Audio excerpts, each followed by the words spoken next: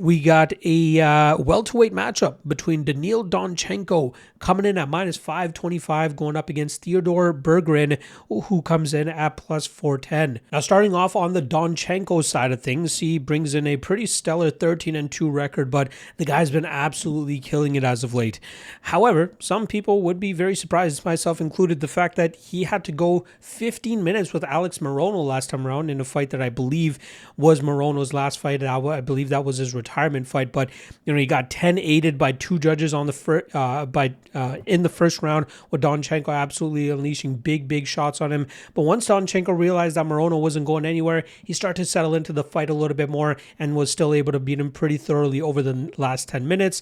And he ended up outstriking him 100-40 on significant strikes while recording a knockdown in the first round as well. Prior to that was his tough finale matchup where he was able to pretty much beat down Rodrigo Cezinado with relative ease and finish him in the first round with the ground and pound. This guy is a very fun Muay Thai specialist. He loves his knees. He loves his elbows. He loves to cut up his opponents as soon as he possibly can.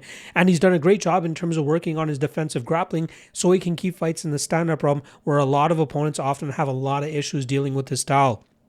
Athletically speaking, he can still use a little bit of work in terms of throwing with a little bit more power, being a little bit faster, and being a little bit more explosive, but it's worked out for him pretty well as of late, right? He's on a very solid winning streak right now. He's even avenged his last defeat to Kudai Bergenov. That was a matchup where he did a great, I think it was Kudai Bergenov, or was it Janibek? It might have been Janibek now that let me just double check that because his last loss was, Canibek Janibek. He lost to him by decision in October of 2023, and then 3 fights later, he got his rematch and then submitted Janibek in the 4th round of that matchup. So it goes to show the kind of improvements that Donchenko has been making throughout his career, and the fact that he's only 24 years old is absolutely crazy to me, but he is definitely one of the younger, more entertaining prospects to keep an eye on, especially in this welterweight division. Now he's going up against Theodore Berggren, who makes his short notice UFC debut here, stepping in for Andreas Gustafsson. I was going to say Alexander Gustafsson for a second here. Gustafsson obviously being forced out of the UFC entirely due to some heart issues that he's dealing with. So Berggren, who is actually a Swedish cohort of Gustafsson, takes this opportunity as he rides a 2-fight winning streak. Now, this is a guy that I came across back in November of 2024 when he went up against Justin Burlinson under the Cage Warriors banner and ended up getting submitted in the 2nd round of that matchup. He ended up having another fight that he lost to against Leonardo Damiani.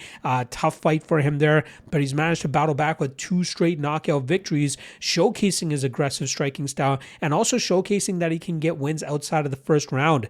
Leading into that Burlinson fight, he had only finished fights in the first round. Then he finally got Battaglia out of there in the 2nd round, and then he had a very, very tough matchup last time around against Samedov, in a fight where he was really getting muzzled for about 2.5 or about 2 rounds, with Samedov utilizing great wrestling, great control. Berggren was defending very well, never settled for a bad position, constantly worked to the cage and was often on his knees and then back to his feet before he ended up getting taken down again. But in that 3rd round, it was pretty clear that Samedov was really starting to suffer from all the resistance that Berggren was bringing on, and then we saw Theodore actually get that TKO halfway through that 3rd round. So very impressive defense there from Berggren, but also the ability to find the finish when he needed it as well. He's athletic, he's fast, has some big power in his hands, and I think those things will definitely help him at the lower end of the UFC roster, but he's still a guy that I have some questions about whether he actually deserves to be in the UFC at this point in time, right? He's only on a 2-fight winning streak, so it's nothing special in that aspect.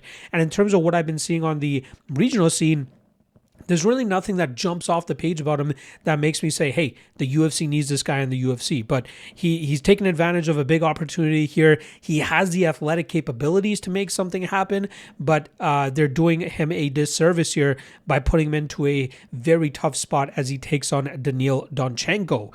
Now, I like Donchenko in this spot, right? I think that he'll be able to utilize his Muay Thai experience and his overall MMA experience here to really break down Berggren.